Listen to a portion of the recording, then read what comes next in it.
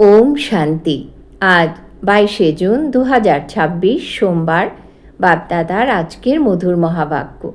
বাবা বলেছেন, মিষ্টি বাচ্চারা, বাবা এসেছেন বাচ্চারা তোমাদের সেবা করতে। তোমরাও বাবা সম হয়ে সকলের সেবা করো। আজকের মুরলির প্রশ্ন, ব্রহ্মা বাবার এমন কোন চিন্তন চলে যার জন্য শিব বাবা বলেন ওয়েট অ্যান্ড সি, চিন্তা করো না? উত্তর, বাবার চিন্তন চলে সময় খুবই কমে যেতে থাকছে। বাচ্চাদের অবিনাশী জ্ঞান রত্ন নিতে বাবার কাছে আসতেই হবে। এত সংখ্যক বাচ্চা কোথায় এসে থাকবে? কত বাড়ি তৈরি করতে হবে? শিব বাবা বলেন ওয়েট অ্যান্ড সি। পূর্বকল্পে যেমন এসে থাকতো সেই রকমই থাকবে। তোমরা চিন্তা করো না, তোমরা পড়াশোনা করতে থাকো, মনমনা ভব। তোমাদের কর্মাতীত হওয়ার পুরুষার্থ করতে হবে। আজকের মুরলির গীত, তোমায় পেয়েছি যে সারা জগৎ, জগতই বা বলি কেন, করতলে যে আকাশও। ওম শান্তি। বাবাও বলেন বাচ্চারা ওম শান্তি। আর কি বলবেন? বাচ্চাদের বলেন ওম শান্তি ততোত্তম। হে বাচ্চারা, তোমরাও হলে শান্ত স্বরূপ, তোমরাও হলে মাস্টার পতিত পাবন। এরকম আর কেউ বলতে পারবে না। বলা হয় যেমন কাক তার তেমন বাচ্চা। বাচ্চারা তোমরাও জানো যে যেমন বাবা তেমনই আমরা। বাবা বলেন আমি হলাম জ্ঞানের সাগর। বাচ্চারা তোমরাও মনে করো আমরা হলাম মাস্টার জ্ঞান সাগর। যদি নদীও হয়, সাগরের বাচ্চা কাচ্চাও তো হয়। বড় বড় অনেক নদীও আছে, বড় বড় পুকুর সরোবর আছে। সেই সব হলো জড়। তোমরা হলে চৈতন্য, সাগর থেকেই নির্গত হও। কোনো কোনো বাচ্চা আবার এ কথাটাও বোঝে না, কারণ অনেক কন্যা তো লেখাপড়াও জানে না। বাবা একবার জিজ্ঞাসা করেছিলেন, চিনি কিসের থেকে তৈরি হয়, গুড় কিসের থেকে তৈরি হয়? তখন বলেছিল লাল আখ থেকে গুড় হয়, সাদা আখ থেকে চিনি তৈরি হয়। বেচারি তো পড়াশোনা করে না। এখন তোমাদের কত বড় ব্যাপার বোঝানো হয়। জলের সাগর থেকে জলেরই নদী বের হয়। মানুষের জনসংখ্যা তো ক্রমশ বাড়তেই থাকছে, তাই জলও অনেক চাই। কত ক্যানেলস ইত্যাদি তৈরি হতে থাকে। তাই বাচ্চারা তোমাদের উঠতে বসতে চলতে ফিরতে এই ভাবনা রাখতেই হবে যে আমরা এই পতিত দুনিয়াকে পবিত্র বানাই। গানেও বলা হয়, বাবা আমরা আপনার থেকে বিশ্বের বাদশাহীর উত্তরাধিকার গ্রহণ করি, এ আমাদের থেকে কেউ কেড়ে নিতে পারবে না। 21 জন্ম এই রাজত্ব স্থির থাকবে। অসীম জগতের পিতা এসে অসীম জগতের রাজ্যভাগ্য প্রদান করেন, রাজ্যভাগ্য চালানোর যোগ্য করে তোলেন, পবিত্র করেন। ডাকেও হে পতিত পাবন এসো। এই রকম কোনো কৃষ্ণকে ডাকে না, নিরাকার ভগবানকে ডাকে। যখন বলে হে পতিত পাবন, তখন কৃষ্ণ বুদ্ধিতে স্মরণ হয় না, পরমাত্মাকে স্মরণ হয়। বাবা এসে প্রতিটি কথা বোঝান। বাচ্চারা তোমরা এখন সম্মুখে বসে আছো, ইনি কোনো সাধু সন্ত নন। তোমরা জানো নিরাকার শিব বাবা এই ব্রহ্মাতনে প্রবেশ করে আমাদের পড়ান। গায়নও আছে, পরমপিতা পরমাত্মা ব্রহ্মাতনের দ্বারা আদি সনাতন দেবী দেবতা ধর্মের স্থাপনা করেন। বিনাশ স্থাপনার পরেই হয়েছে। এর থেকে প্রমাণিত হয় যে পুরনো দুনিয়াতে তিনি আসেন। ব্রহ্মার দ্বারা স্থাপনা নতুন দুনিয়ার। শঙ্করের দ্বারা অনেক ধর্মের বিনাশ করান। সত্যযুগে এক ধর্ম ছিল, এখন তো অনেক ধর্ম আছে। এক ধর্মের দেবী দেবতাদের নিদর্শন হলো চক্র ইত্যাদি। এই লক্ষ্মী নারায়ণকে বলা হয় বিশ্বের মালিক। স্বর্গের মালিক যে সেই হয়ে যায় বিশ্বের মালিক। বাচ্চারা এই কথা এখন তোমাদের বুদ্ধিতে বসেছে। বাবা বলেন বাচ্চারা মনমনা ভব। এই বাচ্চাদের ক্ষণে ক্ষণে সতর্কতা প্রাপ্ত হয়। বাবাকে আর উত্তরাধিকারকে স্মরণ করো। এটা ভুলো না। অন্য পয়েন্টস ভুলে গেলেও এটা কিন্তু মুখ্য। একমাত্র বাবা হলেন পতিত পাবন। এই যুক্তি বলেন পবিত্র হওয়ার। বাবা বলেন তোমরা শতপ্রধান ছিলে, এখন তমপ্রধান পতিত হয়ে গেছো, 84 জন্ম সম্পূর্ণরূপে গ্রহণ করেছ। এখন তোমাদের আবার শতপ্রধান হতে হবে। শতপ্রধান হলে তবেই তোমরা পবিত্র দুনিয়াতে যেতে পারবে। নিরাকারী দুনিয়াও হলো পবিত্র, সাকারী দুনিয়াও হলো পবিত্র, অপবিত্র পতিত দুনিয়া হলো এটা। আত্মাও তমপ্রধান, তো শরীরও হলো তমপ্রধান। এ তো হলো সৃষ্টিরূপী নাটক। এর মধ্যে ব্রহ্মাণ্ড আর সৃষ্টির নাটকও এসে যায়। সৃষ্টি চক্র এখানে আবর্তিত হয়। সত্যযুগ ত্রেতা হলো এইখানে। এটা কোনো সূক্ষ্ম বতন বা মূল বতনে হয় না, এটা এখানেই। একে মনুষ্য সৃষ্টি বলা হয়। সেটা হলো আত্মাদের নিরাকারী দুনিয়া। সেটা হলো ব্রহ্মা বিষ্ণু শঙ্করের আকারী দুনিয়া। এই সাকারী সৃষ্টি হলো কত বড়। সত্যযুগে সৃষ্টি কত ছোট হয়। সেখানে হলোই এক ধর্ম। এছাড়া মানুষ যে বলে ওখানেও দৈন্য ইত্যাদি ছিল, এসব হলো মিথ্যা। তোমরা বুঝতে পারো যে নতুন দুনিয়ার স্থাপনা, পুরনো দুনিয়ার বিনাশ গাওয়া হয়েছে। সকলের বিনাশ হবে আর সত্যযুগ হ্যাভেনের স্থাপনা হবে। তোমরাও বাবার সাথে সেবা করছো। বাবাও এসে থাকেন বাচ্চাদের সেবা করতে। ইনি হলেন অসীম জগতের বাবা।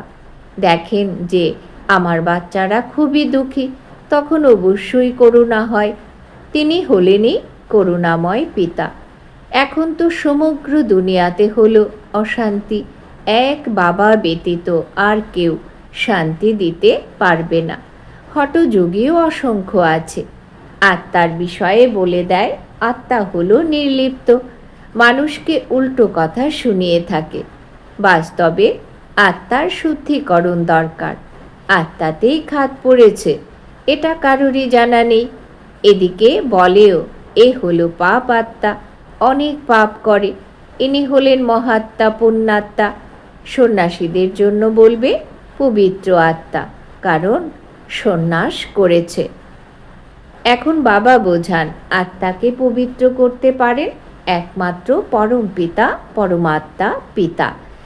তিনি ছাড়া আর কেউ হতে পারে না। এখন স্যাপলিং লাগছে, ধীরে ধীরে বৃদ্ধি হতে থাকবে। এখানে তো ছোট ছোট মঠ, পথ, ধর্ম, সম্প্রদায় ইত্যাদি শাখা প্রশাখা আছে। এতে কি আর কোনো পরিশ্রম লাগে? সেখানে অনেক ধরনের মন্ত্র দেয়। তোমাদের এটাও হলো বশীকরণ মন্ত্র, যার দ্বারা তোমরা 5 বিকারের উপর বিজয় প্রাপ্ত করো। রাম রাম মন্ত্র জপ করে এতে লাভ কিছু নেই। এখানে তো বাবা বলেন আমাকে স্মরণ করলে তোমাদের পাপ বিনাশ হয়ে যাবে, তোমরা পবিত্র আত্মা হয়ে যাবে। স্মরণকেই যোগ বলা হয়। ভারতের প্রাচীন যোগ খুবই সুখ্যাত। এই যোগের দ্বারাই তোমরা বিশ্বের উপর বিজয় প্রাপ্ত করো। ভারতের রাজযোগের খুবই নাম, কিন্তু সেই রাজ্য বাবা ব্যতীত আর কেউ শেখাতে পারে না। তোমরা হলে ব্রহ্মা কুমার কুমারী। বিকে তো এখানেই হবে, তাই না? প্রজাপিতা ব্রহ্মার বাচ্চারা তো অবশ্যই ব্রহ্মার সাথে থাকবে। ব্রাহ্মণ কুলও অবশ্যই দরকার। একে বলা হয় সর্বোত্তম, উচ্চ থেকেও উচ্চতম ব্রাহ্মণকুল। এখন তোমরা হলে ব্রাহ্মণ, এরপর পরিবর্তিত হবে। ডিগবাজি খায় যে না, শূদ্র থেকে ব্রাহ্মণ হয়েছ, এরপর দেবতা, ক্ষত্রিয়। তাই এখন বাবা বোঝান, হে মিষ্টি মিষ্টি বাচ্চারা, খুবই স্বল্প কথা, বাবার স্মরণে থাকো। এটাও তো বুদ্ধিতে আছে যে বাবা আমাদের 84 জন্মের রহস্য বলছেন। 84 লক্ষ অথবা 84 জন্মের হিসাব তো চাই যে না? কারোর তো জানা নেই।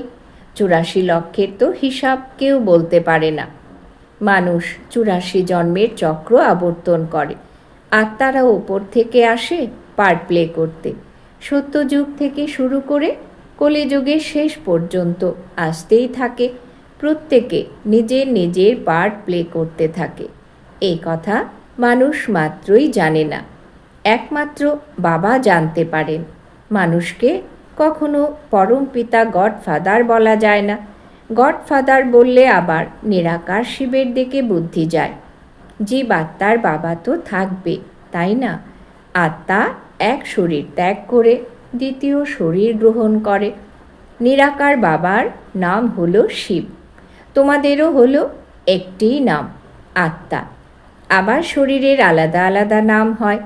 পরমপিতা পরমাত্মাও শরীরে এসে জ্ঞান শোনায়। শরীর ব্যতীত কি আর শোনাবে? তাই বাবা বোঝান যে এনার তো নিজের নাম আছে, আমার শরীরের কোনো নাম নেই, আমি পুনর্জন্মে আসি না, আমি এনার মধ্যে প্রবেশ করি, ইনিও জানতে পারেন না। কোনো তিথি তারিখ নেই। হ্যাঁ, আমি কল্পের শেষে অর্থাৎ রাতে আসি। এখন রাত হলো না, এটা হলোই পতিতদের দুনিয়া। আমি আসি পবিত্র দুনিয়া অর্থাৎ দিন তৈরি করতে। এটাও জানে না যে বাবা কখন প্রবেশ করল। হ্যাঁ, বিনাশের সাক্ষাৎকার হয়েছিল। অনেকে ধ্যানে যেতেন, সেটার কোনো তিথি তারিখ বের করা যাবে না। কৃষ্ণকেও পূজা করতেন, তার রাত্রিকে জন্ম দেখানো হয়। কোনো সময়, কত মিনিট ইত্যাদি সমস্ত বের হয়েছে। বাবা বলেন, আমি তো হলামই নিরাকার। যেমন আর মানুষ জন্ম নেয়, সেরকম আমার কি আর জন্ম হয়? আমার তো হলো দিব্য অলৌকিক জন্ম। আমি এনার মধ্যেই প্রবেশ করি, আবার চলে যাই। সারাদিন কি আর ষাঁড়ের ওপর আরোহী হই? আমাকে যখনই বাচ্চারা স্মরণ করে, আমি হাজির হই। বাবা এসে বাচ্চাদের সাথে মিলিত হন, গুড মর্নিং করেন।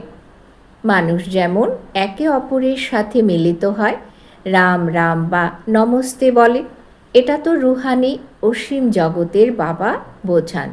আমি তোমাদের অর্থাৎ সমস্ত বাচ্চাদের বাবা আমি। তাই শিব বাবার সন্তান তোমরা। তোমরা সমস্ত আত্মারা হলে ভাই ভাই। এই কথায় খুশির পাড়া উপরে ওঠা উচিত। অসীম জগতের বাবা এসেছেন, আমাদের অসীম জগতের উত্তরাধিকার প্রদান করছেন। বাচ্চাদের দেখে বাবাও খুশি হন। প্রচুর বাচ্চা আছে। বাচ্চারা জানে যে আমাদের বাবা স্বর্গের মালিক করছেন, রাজত্ব দেন। প্রজাও বলবে আমাদের রাজ্য। ভারতবাসী যেমন বলে এটা হলো আমাদের ভারত দেশ, রাজা প্রজা দুই বলে আমাদের দেশ। বাচ্চারা তোমরা হলে নরকবাসী, আবার স্বর্গবাসী হবে। বাবাকে আর উত্তরাধিকারকে স্মরণ করতে হবে। আর কোনো কষ্ট বাবা দেন না। থাকতেও হবে গার্হস্থ জীবনে। এখানে এসে কি আর থাকতে হবে? সবাই এখানে পালিয়ে এলে এত সবাইকে বাবা কোথায় রাখতে পারবেন? এত প্রচুর সংখ্যক বাচ্চা একইবার কি করে একসাথে হতে পারে? সব সেন্টারের বাচ্চারা একবারেই কি করে এখানে একসাথে এসে মিলিত হতে পারে? কোথায় এসে দাঁড়াবে? বেশ কঠিন। দিনে দিনে ক্রমাগত বাচ্চারা বৃদ্ধি পেতে থাকছে। এরও কিছু যুক্তি রচনা করতে হবে। এই সব আশেপাশে লোকেদের বাড়ি নিতে হবে। বাড়িওয়ালাকে জিজ্ঞাসা করবে কত চাইছেন, সময় হলে তো নিতে হবে, তাই না? টাকা পয়সার বিষয়ে তো কোনো অসুবিধা নেই। সময় খুবই ক্ষীণ হয়ে আসছে। বাবা আর বাচ্চা দুজনেই হলো অবিনাশী। অবিনাশী ধন ভাণ্ডার বাচ্চাদের তিনি প্রদান করেন। অনেক সংখ্যক বাচ্চাদের আসতে হবে। ব্রহ্মা বাবার চিন্তন চলে, এত সংখ্যক বাচ্চারা কোথায় এসে থাকবে? শিব বাবা বলেন, তুমি চিন্তা করো। তুমি কোনো চিন্তা করো না, ওয়েট অ্যান্ড সি। তুমি পড়াশোনা করতে থাকো, মনমনা ভব। বাচ্চারা, তোমাদের এই ভাবনা রাখতে হবে যে এখন আমাদের কর্মাতীত অবস্থাতে যেতে হবে, শতপ্রধান হতে হবে, স্মরণের দ্বারাই পবিত্র হবে। বাবা কথা তো খুব সহজ বলেন, খুবই সহজ। শুধুমাত্র বাবাকে স্মরণ করতে হবে। দেখো, গরুর বাছুরদের যখন মায়ের কথা মনে আসে তখন চিৎকার করে আওয়াজ করে, তাই না? সে তো হলো জানোয়ার। বাচ্চারা, তোমরাও তো ঘ্যান ঘ্যান করো। ক্রমশ অনেক অনেক চিৎকার বাড়বে, অনেক স্মরণ করবে। বাচ্চারা, তোমরা তো এখন জানো যে না, বাবা এসেছেন, বিনাশ তো হবেই। ন্যাচারাল ক্যালামিটিজ আসে, সব নিজেদের মধ্যে লড়াই ঝগড়া করতে থাকে। কত খরচ করে বোমা তৈরি করে, অনেক পয়সা চলে যায়, খরচা তো হয়, তাই না? এত খরচ কোথা থেকে জোগাবে? ভয়ও পায় মৃত্যুকে, তবু বোমা তৈরি করা তো বন্ধ করে না। বোমার লড়াই চলবে।